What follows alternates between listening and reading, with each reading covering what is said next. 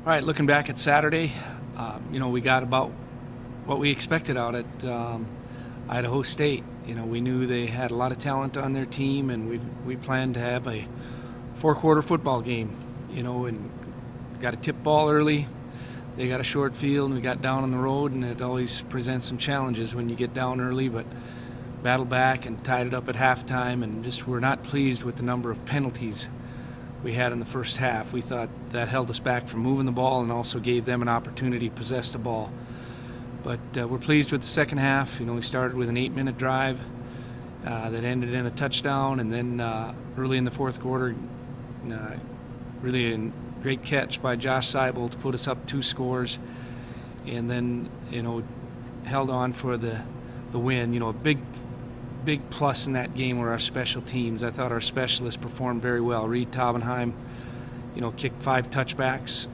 That helped us with field position, and then Austin, punted the ball and averaged almost 42 yards a punt and pinned him inside the 20 3 times. So those were good plays. We defended a onside kick to give us possession of the ball, and was pleased with the special teams. We're looking ahead to Weber State, 4-0 team in the Big Sky, so a huge game for us and a huge opportunity, and I'm sure they're excited.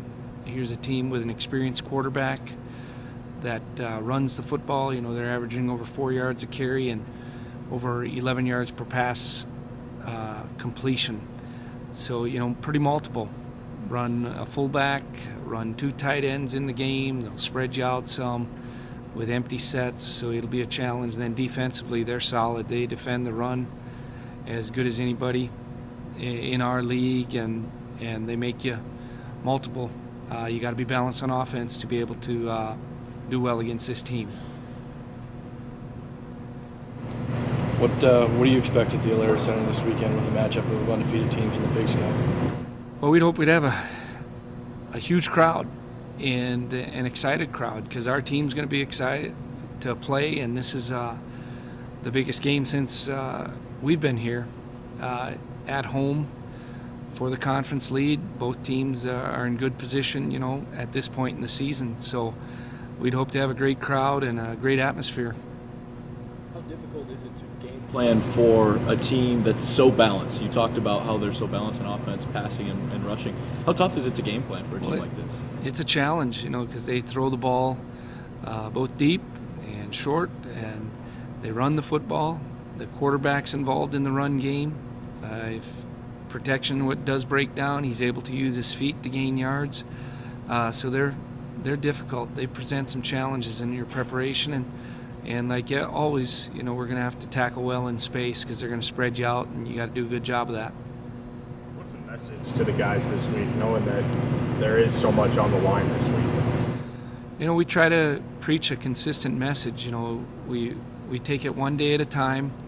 We think Tuesday's the most important thing right now, preparing for this opponent.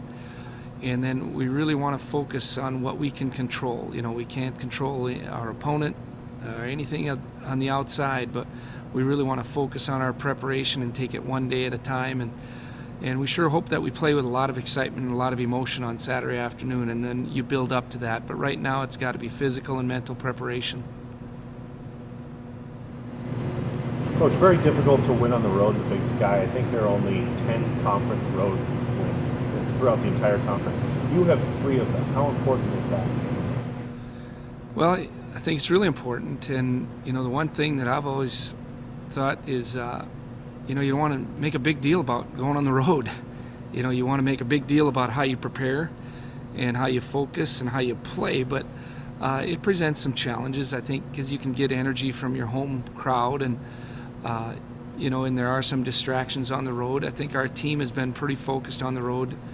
Obviously, we think we could have played better in a number of situations on Saturday, but we also were playing against a team that we knew if they don't turn the ball over, they're a much better football team. Their previous 2 games, they just had too many unfortunate circumstances they had to deal with some turnovers and tip balls and things like that, and we weren't able to take it away from them.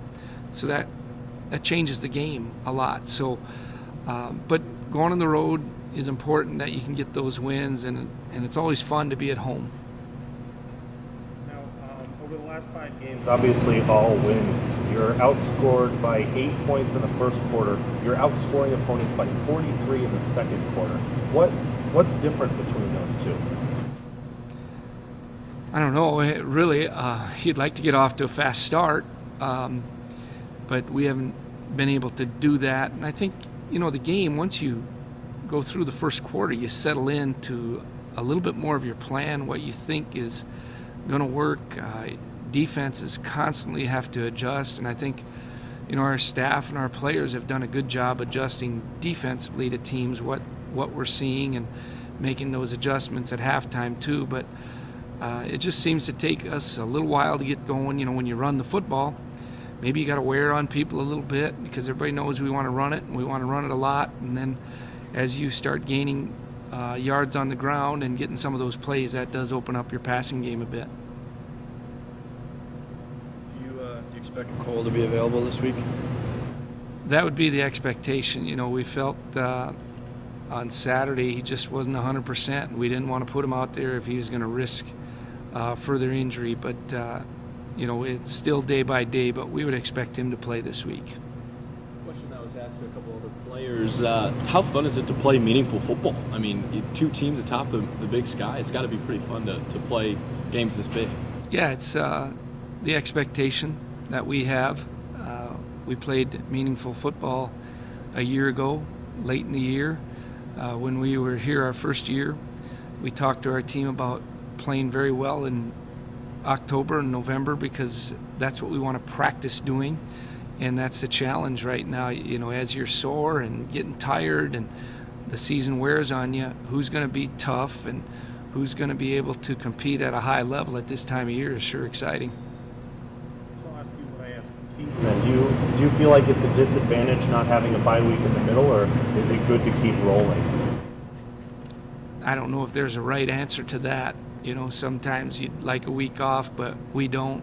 So we're going to play our games when they're scheduled, and we got to deal with what's in front of us. So, you get playing well or you get momentum and you'd like to play the next week. I know a year ago we had a week off when we thought we were playing well, but I thought our guys handled it well and our staff handled it well. So there's no perfect way to set this up, but we're just going to deal with the schedule the way we have it set at this time. Thanks, Coach. Everybody good? Thank you, guys.